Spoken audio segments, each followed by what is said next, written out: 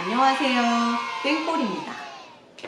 먼저 제 지난번 영상 미국 회사에서 한국 사람들이 많이 듣는 피드백과 그에 대한 대처법에 공감해 주시고 호응해 주신 분들 너무너무 모두 감사드립니다.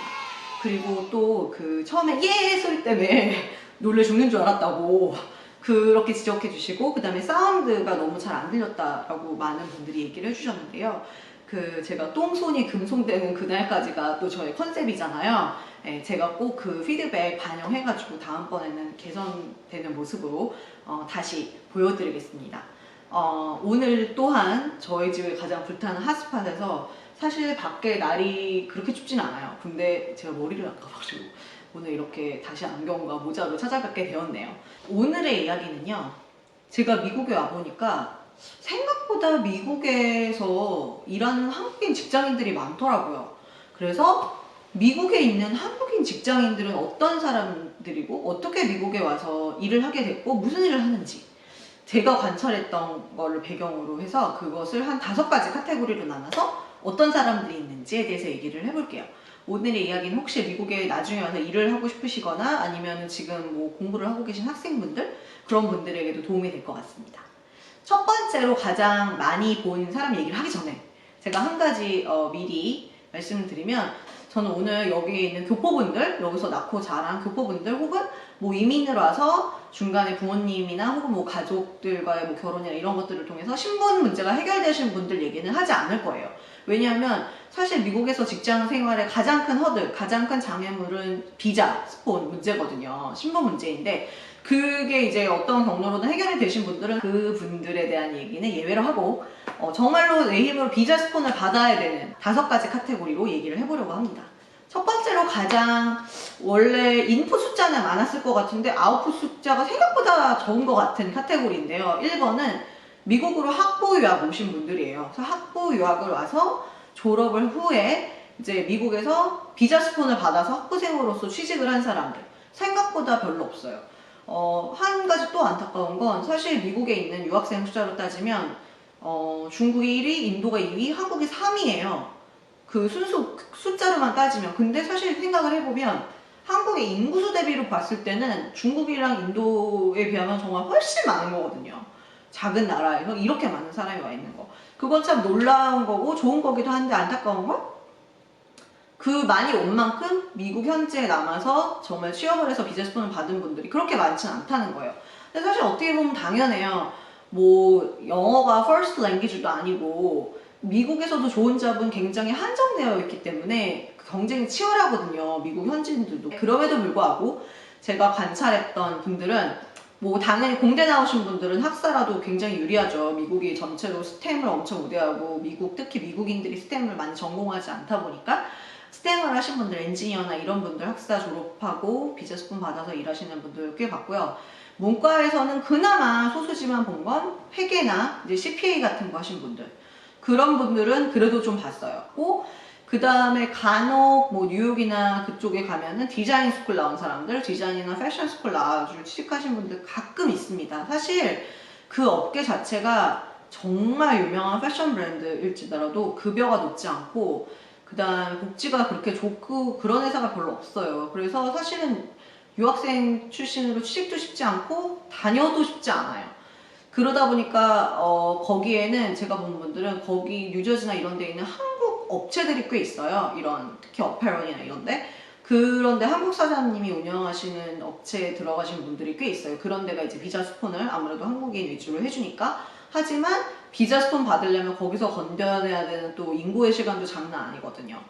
얘는 사실 학부만 나와가지고 여기서 잡을 찾는다는 거는 굉장히 힘든 일이지만, 그래도 성공하신 분들은 축하드리고 계획이 있으신 분들은 준비 열심히 해서 하시면 될 것 같아요. 그게 첫 번째 카테고리. 두 번째 카테고리는 가장 제가 실제로 많이 본 사람들이에요. 석사를 한 사람, 한국에서 학사를 했던, 뭐 미국에서 학사를 했던. 왜냐면 미국에서 석사를 하면은 좀 더 고학력 군으로 치기 때문에 비자에 해당될 수 있는 범위가 넓어집니다.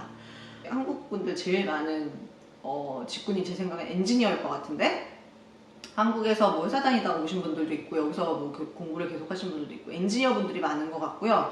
간혹 MBA 분들도 있어요. 근데 사실은 저도 주변에 MBA가 정말 많은데, MBA 한 사람 중에서 여기 남은 사람 중에서 한국에서 정말 토종으로 낳고 자라서 교육받은 사람은 정말 타이니한 넘버, 정말 적은 숫자고, MBA하고 여기 남은 사람들, 제가 본 사람들은 대부분은 학부를 미국에서 나왔거나 아니면 적어도 어렸을 때 미국에서 좀 살았거나 이런 사람들이 많지, 정말 끝까지 한국에서 교육 다 받고 한국에서 직장 다니다가 미국으로 MBA만 와서 2년의 석사로 취업하는 거, 말로 먹고 살고 리더십 보여야 되고 비즈니스 리더가 돼야 되는 MBA 사실은 많지 않고 굉장히 힘든 길입니다. 그래서 사실 MBA가 옛날보다 인기가 시들해졌을지도 모르겠지만, 아무튼 두 번째 카테고리는 석사, 미국에서 하신 분들. 세 번째 카테고리는 저도 그 카테고리에 해당이 되는데요. 한국에 있는 외국계 기업에서 근무를 하다가 경력으로 본사 혹은 미국에 있는 지사로 파견 나오신 분들, 혹은 파견 나왔다가 여기서 아예 로컬라이즈라고 하거든요. 현지 채용으로 돌려서 미국에 남으신 분들. 그런 분들도 꽤 있어요, 생각보다. 근데 그분들은 이제 굉장히 다양한 직군에 다양한 다이내믹이 있어요. 저처럼 막 정말 BA 학연, B 명문의 뭐 B 인기 어문 문송 이런 사람들도 간혹 있고, 뭐 석사하신 분들도 있겠죠. 근데 다른 카테고리에 비하면 비교적 직군이나 하는 일이 다양해요.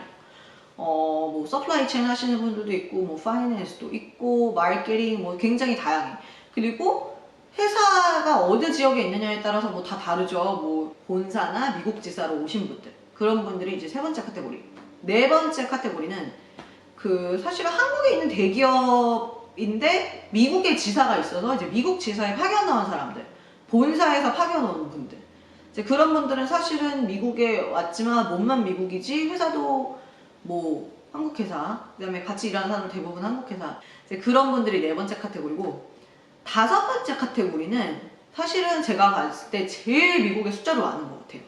아카데미아에 계신 분들, 학계, 한국으로 말하면 학계인데, 이제 한국에서 학사를 했건 미국에서 학사를 했건 여기서 석박을 하고 뭐 포닥이라고 하더라고요. 저도 사실 아카데미아는 잘 몰라요. 근데 포닥이라고 해서 공부를 정말 오래 하시고 많이 하신 훌륭하신 분들. 근데 저는 몰랐는데 그 길이 너무나 험한 길이었던 거예요. 그리고 또 하나 안쓰러운 건, 예전에는 우리 조금 한 10년 윗세대만 해도 한국의 교수 자리들이 많아서 이제 한국으로 공부를 마치고 들어가는 분들이 많았는데, 지금 이제 한국의 인구가 줄고 막 그러다 보니까 있는 대학교도 문을 닫아야 되는 상황이 되었잖아요. 그래서 이제 한국으로 찾는 거는 사실 많이 안 하시는 것 같고, 대부분 이제 미국 내에 남아서 아카데미아에서 어떤 교수 자리를 찾거나, 아니면은 이제 더 제3국, 뭐 유럽이나 아시아 다른 나라로 가시고 막 이러는 걸 많이 봤는데, 어쨌건 여기서 연구원을 하신다든지 아니면은 뭐 티칭, 티칭 어시스턴트 이런 거 하시면서 교수를 이제 하려고 하시는 분들이 굉장히 많다는 걸 알았습니다. 아카데미아는 인더스트리라고 하는 이런 일반 회사, 산업군보다는 급여가 많지는 않은 것 같아요. 하지만 그분들은 롱텀을 보고 달려가시는 분들이니까 저는 항상 응원을 합니다. 이제 그분들은 어쨌건 그분들을 위한 비자가 또 따로 있어요. 그래서 이제 그 비자 안에서 계시는 분들, 이렇게 5가지 부류에 계신 분들이 제일 많은 것 같아요. 그래서 이 얘기를 하는 이유는, 굉장히 다 다른 환경에서 다른 직군에 다른 곳을 보고 있지만 어쨌건 미국에 있는 한국 직장인들이니까 새로운 환경에서 여기서 살아남는 게 제일 중요하고, 두 번째는 살아남는 걸 뛰어넘어서 좀 잘 돼보자, 그거를 지금 얘기를 나누고 싶은 게 제 유튜브의 목적 중에 또 하나거든요. 그러니까 제가 지난번에 피드백 들었던 것처럼 오늘 이 5 카테고리에 계신 분들, 다 다른 곳에서 뛰고 있지만 서로 고민 나누고 도움되는 팁들 나눠서 다 같이 그로우 투게더, 다 함께 좀 잘 될 수 있도록 하자, 그게 저의 목표고요. 다음 시간에는 미국에서 살아남고 직장 다니는 게 제일 중요하고 힘든 게 뭔지 아세요? 바로 자기소개하는 거랑 그 다음에 인터뷰하는 거거든요. 그것도 정말 너무 멀고 먼 길인데, 그것에 대한 스텝들을 하나씩 밟아보려고 합니다. 그럼 우리 모두 잘하고 똥손이 금손되는 그날까지 땡뿔 채널 따봉!